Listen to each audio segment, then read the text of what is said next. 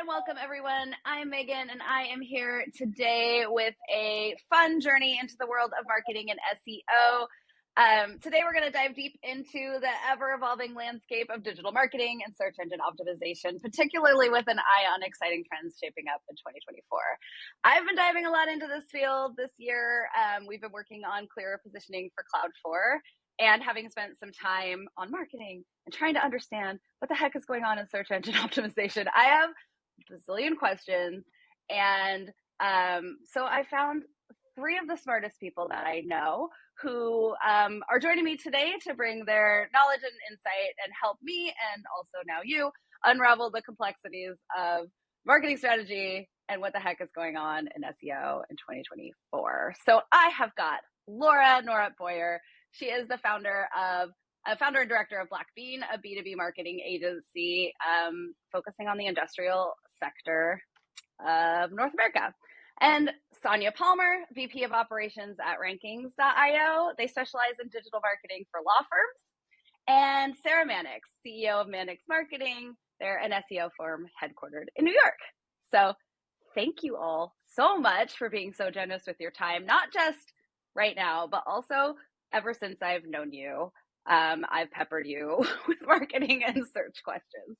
So I want to start talking about changes with Google, especially the SGE tool that's going to replace, I understand it's going to replace all of their search results and has started to do so, as I understand it. When I look at the demos, I can see how as a user this would be really useful. Like it'd be much easier for me as a user to find what I want to find. But I imagine for marketers and businesses, your strategies need to be adjusted. So Sonya, let's start with you.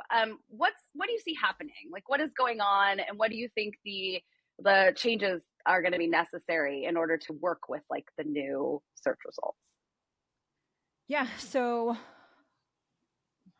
traditionally organic number one was the bullseye, right? That was every SEO person's dream. Google is now providing a lot of opportunities to rank or pay for visibility on the front page. We've seen that roll out over the last few years. Organic, now map pack for local businesses. You see it with paid ads, which has been there forever. And then we saw it also with like the rich snippets, sort of like the clickless searches, knowledge panels, carousels. Google's been adjusting and changing the front page of the SERP a long time.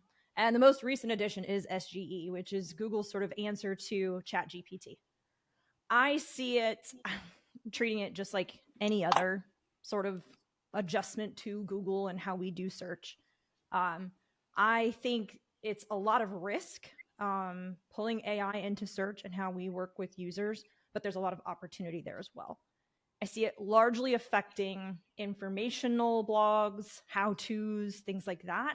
I don't think it will disrupt service industries the way that small businesses might think. I don't think it's going to affect dentists, lawyers, manufacturing, like people who serve a specific location. I don't think it's going to be gloom and doom at all.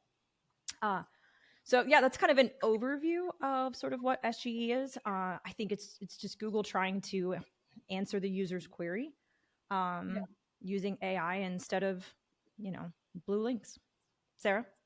Yeah, so I agree 100%. It's going to go a lot more towards paid search for those knowledge-based questions, because if AI can answer it, you're not going to be there. And I think the people who answer with knowledge-based content are going to move a lot of that to social, to get their word out, to get their brand, and to get those 0 clicks and really promote themselves as experts and expertise in different ways, if that is expertise can be answered by AI, collecting their data and their information and answering it for them. So as a user, it's so convenient, and it makes sense that you ask Google a question, why should I have to pile through 10 search results to find out what that answer is, when Google can, AI can look at it and go, well, this is really the answer. And, it's very accurate and it's quality information. So I think that the knowledge-based or expertise marketing is going to move a little bit to more direct to consumer marketing forums.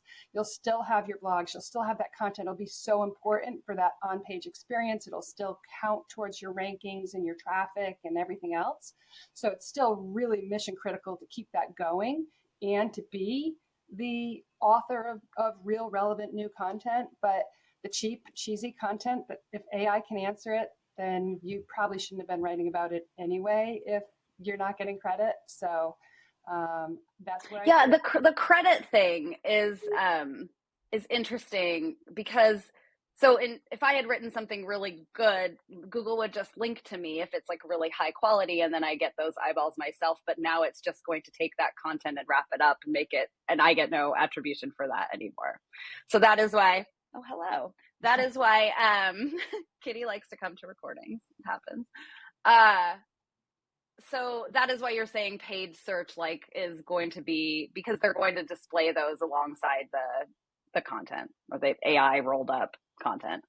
Yeah, I think paid search is going, it continues to become increasingly important. And in the past, we could say SEO is always a much better value for the client. And now every once in a while, I'm like, I think paid search is a better value for you. It's, and I think we're going to see that where you're going to have to work with an expert that knows where your better value is. It could be a combination of both, which currently it's usually a combination of both. But in the future, things are going to change, and we'll just have to keep our eye out for what's going to give the best return on ad dollar. Laura, you mentioned when we've spoken before that paid search has become a bigger part of the pie that you've been working on for your own business. Is that true for clients too? Have you already made that move? It's not so much a bigger part of the pie. It's the pie has stayed the same, but there are more people wanting the pie now. What we've really seen starting in late spring, early summer is a sharp ramp up of the competition. So, I agree with Sara that paid search is going to become more important, but as that message gets spread around, mostly by us agency people, there's just going to be more and more people. So the competition on keywords is going to be more expensive, like the clicks. And this is where all of the research on which are the right keywords to target and how we're going to go after them, that's where it's going to be really crucial for businesses. It feels like, go ahead. I just had a different, so at Blackbean, we focus on the industrial sector. That means that we are helping people sell CNC machines that, sell for, let's say, $500,000 a pop. This is not done on a Google search. This is not done in the ads. It's a longer process of confirmation. So if we can move a little bit, like what happens after SGE or like beyond SGE, as people get their results or they get their paid search, the paid search, depending on what you're trying to sell, will start transitioning towards brand awareness and pushing those conversions and offering value. So let's say I'm trying to sell a CNC machine. I'm not going to sell it off of one click on an ad. I am going to try and demonstrate expertise. And then as people land on my landing page, I'm going to offer them something of value that'll make them come back to me again and push them further along their buying journey. That makes sense. I struggle so much with this whole awareness thing, because it seems like I, as a business, have a really hard time tracking whether it's effective, right? And it's almost kind of a joke in my own mind when I'm like, well, that thing, I don't know if that thing I did work, but it's helping with my awareness. And then I feel better about myself instead of feeling like I'm just screaming into the void, which I have felt that way a lot this year. Is awareness elusive to measure? You all, I'm sure this is your business. How what do you tell someone like me who's like, is that a thing I can tell if it's effective or not? I would say it's not. I mean, you can track. I mean, awareness is going to. Can I go back a minute though? Yeah. SGEs are search generative experience. And I don't know if everybody understands that. And what that means is that the way Google search results are going to show very differently with AI answers. And as Sonya said, there's a lot more paid search in the things they're testing right now. And if you want to see more of where it's going, sign up and get into the Google Labs. So I just want to back up there for people who might not be aware of it. And then to talk about circling back to your question, is awareness elusive, and how important is awareness? And this is where the brand continually grows as being more and more and more important to build awareness and have people do those direct type-ins. And you can see and you can track brand searches and direct traffic, right? So if you are really focused on awareness campaigns, you should be able to see where your inbound links are coming from those awareness articles. And you can also see your direct traffic and your brand name searches go up as well. And those are all measurable things people should be looking for. Enough to know where to put money, right? Yeah. Enough to be able to say that's not working, or enough to be able to say this is working, we should give it more money. I don't know that it will ever be perfectly dialed in, but lawyers still have billboards, right? And this is a staple for law firms. Yeah. And it's sort of like they spend a ton of money on billboards. We have no way to track that outside of maybe like a call rail pool number. But there's a vanity metric there. There's a brand metric there. So I think and they all compound as well, especially when you actually are promoting your brand. What you're doing on TikTok can influence what's going to happen in paid search. And what you're putting on YouTube can also help show up in Google search results, SGE and organic. So they all influence each other. And I think you have to keep that in mind when you're looking at very specific metrics. Let's talk about TikTok. The social, I feel like with Twitter, X sort of imploding over the last, I don't know how long, a year or two. It feels like the social landscape is incredibly fractured. It feels like for me to start making posts in multiple places, I have a list and I have to remember write a bespoke post for every single thing. And I wonder, how much does someone have to be everywhere to be successful? Do I have to have a TikTok? Does Cloud4, I should say, I may personally have a TikTok. I think I do. But does Cloud4 need a TikTok? I think it depends on how you're going to perform on each metric. Sonya was just saying, decide where to put money. This is working, this is not working. We have a very clear, depending on our clients and for ourselves as well, if you're B2B, you have to be on LinkedIn, but again, don't just be on LinkedIn to share the random post or I am so honored to insert a word here. So it's all a matter of differentiating yourself and what do people come to you for. So there are a lot of industrial marketing agencies. We differentiate ourselves by, I guess, being a little bit more out of the box, a little bit more creative. We don't have necessarily the expertise. None of us come from the industrial world. But because of that, I think we're a little bit more fun to work with and we try things that are a little bit more daring. Hence, we are on TikTok. But our TikTok is not talking about marketing. We have a TikTok that my Gen Z social media manager calls Unhinged, and that's the vibe, because we want people to be attracted by the way we think. So this goes back to brand awareness. So we'll have different metrics for each social media platform, but I'm not on Facebook because I've decided that the demographic on Facebook is not interesting for us, and I don't believe in the platform personally. So I'm not going to do it because it's not going to feel authentic. I think that's an interesting point, that instead of maybe at least for agencies, instead of having a TikTok strategy, a X strategy, a LinkedIn strategy, a Facebook strategy, have a video marketing strategy, because that then pivots across all of those. And going back to SGE, I actually think that's how Google's going to start evaluating human content. I don't think Google can tell the difference between AI generated content in human generated content, whoever it says by, right? But they definitely know a video was made by a human. And I think you're going to start seeing that preferential treatment. So having that in place, that a social media person can be like, oh, TikTok is this, and marketing director, oh, LinkedIn's where it's at this week, that you can like, I think the video aspect of that is almost more important than which platform. I agree. Video is going to be more and more important. My point of view is more, it really depends on your budget and where your audience is.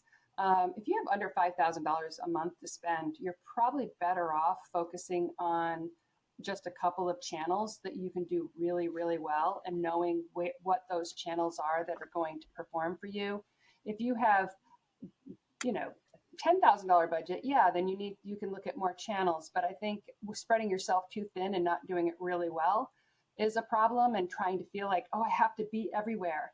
Yeah, if you're in beauty and you're in travel, you pretty much should be on social and be on TikTok. And you can't launch a new lipstick without using influencer marketing. You'd be stupid not to, right? You're not just going to automatically get out there with some brand new brand. But when it really is so industry specific, that you need to think about where your clients are and really focus your funds so that they are doing the best they can in that area. And I don't think there's just one path to success. You might have just as much success on TikTok as you could on Facebook. Laura, I love that, like, you're doing TikTok, even though I feel like your decision makers are probably not on TikTok, but I know it's not about that, right? They might be. And if they're not, you're always going to have some younger employee who's working at a manufacturing company and who's going to find us funny and then bring us up to their decision makers. So if anything, I'm influencing the influencers. Love it. Oh, it's a trust signal too. It's an outlet. Yeah, it's a trust signal too.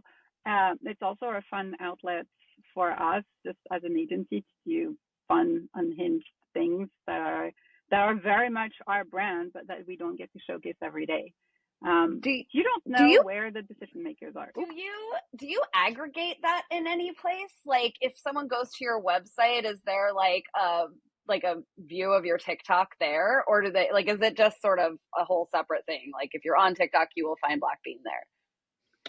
I link TikTok with LinkedIn because I think LinkedIn has become really boring.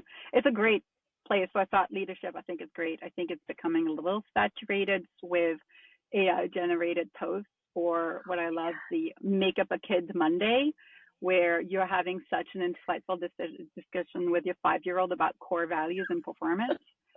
If anyone wants a good laugh, there's an Instagram account called Best of LinkedIn. They always hide the person's name and the person's company, and it's hilarious. They have the hashtag Make Up a Kid Monday. So we actually use our LinkedIn to push some of our unhinged TikTok content, simply because it's more entertaining than your average LinkedIn post. And video. Yeah, I have not seen that Instagram, but I will go look at it. One of the things I've noticed that I think people are also making up is, like, the other day somebody asked me, and then they used that to, like, make a post. And no one asked you, Bob. No one. Exactly. You were from home, okay? I was like, oh, for the longest time I was like, oh, people must ask them questions. And then I was like, Megan, nobody's asking them anything. You are being marketed to. Yes. And I was like, oh, okay. Oh my gosh. Let's talk about AI. It's come up. I mean, we have not been talking about AI, which I think is remarkable because it's sort of coming up in everything that we're doing. But I'm curious about AI tools and the way you are leveraging AI in your day-to-day jobs. Not necessarily like what you're telling clients, but, like, how are you finding it useful? Laura, you mentioned that you can totally tell the AI generated posts. Like, there is a definite ChatGPT way of writing a LinkedIn post that has become just like everywhere. How are you combating that? What tools are you using? And maybe we'll start with Sonya. Yeah, so we produce a ton of content for law firms, which is a ton of legal ethics around that. There's a bunch of advertising ethics that surround that. But we have to embrace AI. Our competitors are going to do it. It's the only way for us to be able to leverage and I think like just perform for our clients. But I wanted to go a different direction than having ChatGPT write blog articles. That seemed not a fantastic idea. So we sort of reverse engineered it. And instead of having them write articles, we're having them edit it. So we created sort of our own tool that we can say, here's an article that a writer wrote, feed it into a ChatGPT that's going to make sure that all of our legal ethics and advertising rules are being followed. It's checking all the top 10 SERP results. Is this in line with what we're seeing as the top results? We're having it read the client's website, get the tone correct, get the attorneys correct, get the contact information correct. And then we have an entire like legal style guide just about all of the laws, things like statute of limitations, which is different in every single state. And an AI would get that wrong every single time, but it can check against that parameter. What's the statute of limitations in South Carolina? Check. No. So that has allowed us to speed up the content process, but make it better instead of sort of compromising quality there. So I think that AI can definitely be used to produce content or help in the production of content and not sacrifice quality. So yeah, that makes sense. Sara, how about descriptions? Oh, that's amazing. Job descriptions? Yeah. Job descriptions. Yeah. Laura, how about you? We use AI to remove a lot of the busy work. I think that's really where AI is going to help us the most. Much like Sara, we use it like Pi AI, which is a very conversational based AI. Use that for brainstorming and testing ideas. Longshots AI, are we plugging tools or are we just saying? I'm not paid, but if Longshot CEO is listening to this, I will take a cut. We use Longshot to help us generate SERP-based topics. I find that really helpful. If I just put in what I want to talk about, it'll spit out the latest or projections or numbers. So that's great. And yeah, image generation has been a huge help. We use all of the Adobe tools. So they just released their Firefly, which still completely messes up faces and fingers. Hands are impossible. But usually I can combine these, and I find that, Photoshop has their generative. So if you expand an image, it will fill the rest of the image, which I find fantastic. So we've definitely been using it for image generation a lot. For a lot of our clients that have social media, we just feed their excavators into it, and then we can produce just endless images for their social media. So it's like my impression is that there's a lot of fear over AI like taking over our jobs, but the reality, especially right now, is that it's like gives you the opportunity to superpower what you do, right? Like you may have needed to hire an image person, and it would take 2 weeks to like get that image that you needed, and now you're able to do that, and you could do that much quicker. So that has been my experience as well. It doesn't do great with generating content, although probably if you look back at some of my old posts, you can tell that I was using it as I was learning, because you're just kind of learning that like, oh, that's the same thing every time. Maybe we don't need an emoji at the end of every sentence. ChatGPT, which is like its thing. I wanted to know for people like me, and I'm looking towards the wonderful future of 2024, and actually I think this will probably post in 2024, so we will be there. And what advice do you have?